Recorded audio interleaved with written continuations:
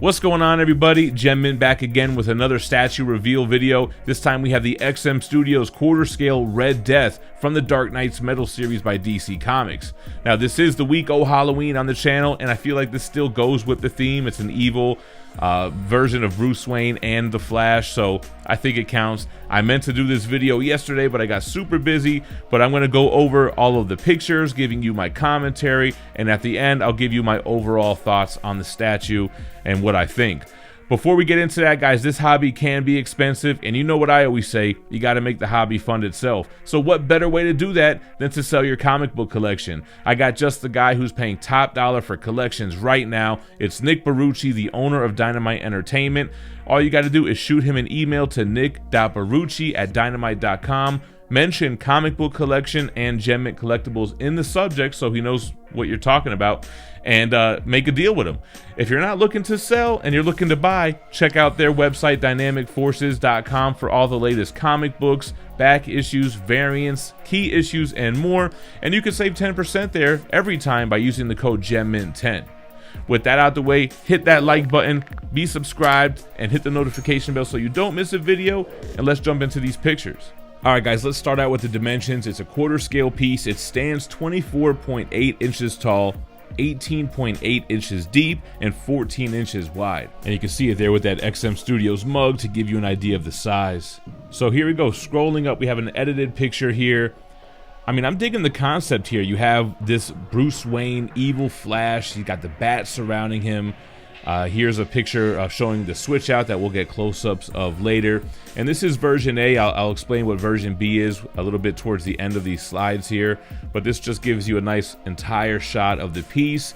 You can see it's got like a damaged type of vehicle base. Kind of dull in the paint scheme, a little bit on the silver end. And then you have the Red Death costume.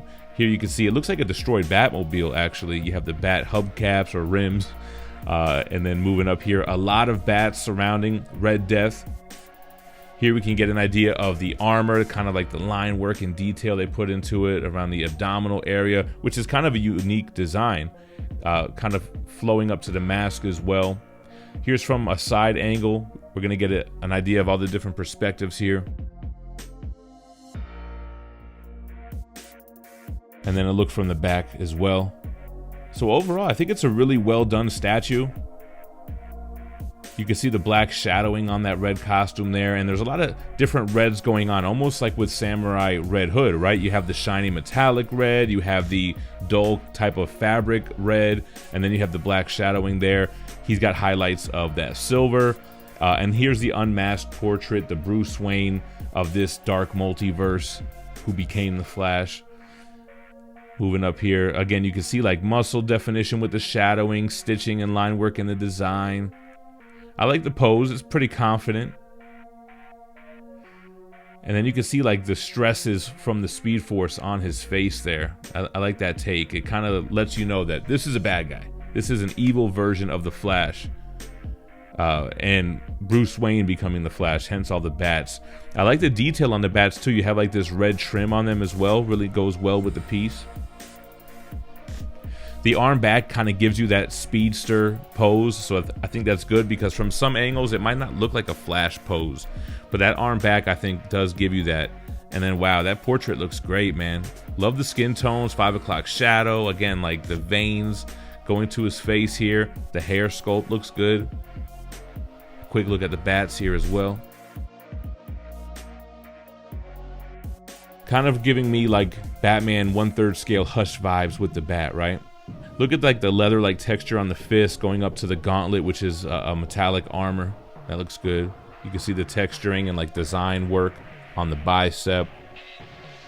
You have like that design on the knuckles. Weathering and wear on the armor as well here on the gauntlet. Looking at the boots here, you have weathering, dirt, which is a great look. Little scuffs and marks on the shins there, or the shin guard I should say. More texture, another angle at the foot. So great attention to detail and great realism there, right? Look at those different colors of red. They really do pop. Another look at the bats. A lot of bats on this guy. Hopefully they're sturdy and not flimsy. I heard some issues with the Prime 1 Hush that I mentioned earlier. And again, at the portrait, the eyes look great. Got those blue eyes, textured face. Little highlight of blue on the hair, that's a nice touch. And the mask portrait, right? I love that kind of grilled mouth, furrowed eyebrows, those kind of evil, glowing eyes. Yeah, it's a cool piece, man. The destroyed base again. It's just another angle. It looks good from a lot of different angles, I gotta say. Head on, maybe to the side a little bit. I'm not sure if it would look good from over his right shoulder though, but this is a great angle right here. You got that bat emblem on the chest, the silver matching those fins on the side of his mask. Evil looking mask. That almost has like a tint of orange in the costume as well, right? Looks good.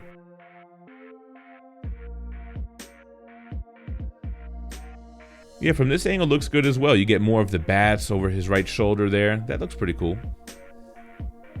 So it probably will work on a lot of different angles. And it also looks like it might work at eye level or higher up. Not really sure if lower level will look good here. I don't know if we have any shots with that angle. A better look at the base. Yeah, it definitely looks like a destroyed Batmobile. So you have some rock and some brown rubble with that kind of black metallic shininess to the vehicle there. The unmasked portrait looks great. I don't know if I would ever use it. Again, one of those things, they kind of got to give it to you, even though you're always going to use the masked portrait. Yeah, that looks great.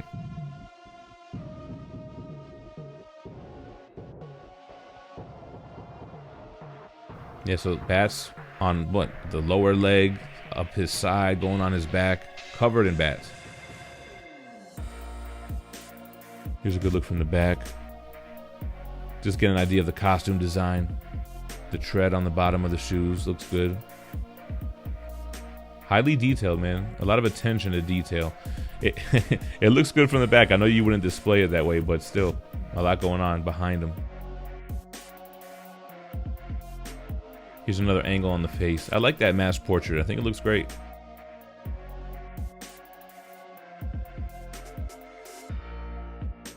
All right, now let's get into some like kind of different lighting pictures, right? So this one has a yellow light behind him. I think that looks awesome. That's actually how some of my display is with my statues that are on top of the calyx, has LEDs behind it. And it does give a nice ambiance to have that glow behind it. The yellow's a good contrast too. I probably would go red, although I change my colors all the time, but it looks good. It really allows you to see the detail in the color when you have that kind of contrasting yellow behind the red costume.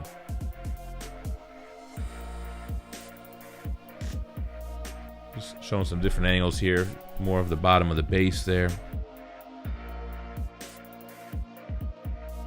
Now here's Red Death in scale next to their Batman Who Laughs. Now I didn't do a reveal video for Batman Who Laughs. I'm not really a fan of it, and I wasn't really doing that many reveals at the time when it came out. Something about it, I don't know, maybe it's the wings. It's bigger than Red Death, much bigger, but I don't know. And I thought they were going to tweak it. I don't know if this is the tweaked version or not. And then, like I mentioned, they made a version B, which is just the same thing, but a gold version. And I don't think it comes with the unmasked portrait. And it's kind of like a Prime 1 variant kind of thing, although they're announcing it at the same time as the version A. And this is canon from the comics, which I didn't even remember. I read all the Dark Knight's metal stuff, but apparently this is like, I guess, towards the end of his arc where he comes back as a hero or something like that. XM had a write-up on it, but I honestly didn't remember that part. Yeah, I don't know. I mean, if you're going to go with both, if you're going to get just the gold, I think the version A is going to be the bigger ES, let's say. All right, guys, there we have it, the Red Death. Now, my overall thoughts. First of all, as you could tell from the commentary, I think it looks great. The design is there. The paint applications are there. I like the concept. And I think what XM Studios has going for them with this piece is that it's quarter scale. Prime 1 is also doing a death metal, or I always want to say death metal, DC metal line, but they're 1/3 scale statues, so that might be problematic for maybe price or space or whatever. Or maybe you just missed the boat on like their Batman Who Laughs already, like me, and now it's kind of like, why even bother? So I think the fact that it's quarter scale and you know it's going to just be the beginning of their line, I think it's definitely a good look. I might collect this line actually and get in early on it. The only thing is, I'm not digging that Batman Who Laughs, man. I don't know, maybe I'll just do the the evil versions of Bruce Wayne here. Let me know what you guys think about the Red Death in the comments down below. Is it something you would pick up? Is it something you're interested in? Let me know down below, and I appreciate you guys watching. Thanks for your time, but don't go anywhere. Check out my other statue reveal videos in the playlist to the right, as well as my statue unboxing and reviews. Stay minty fresh, guys. Peace.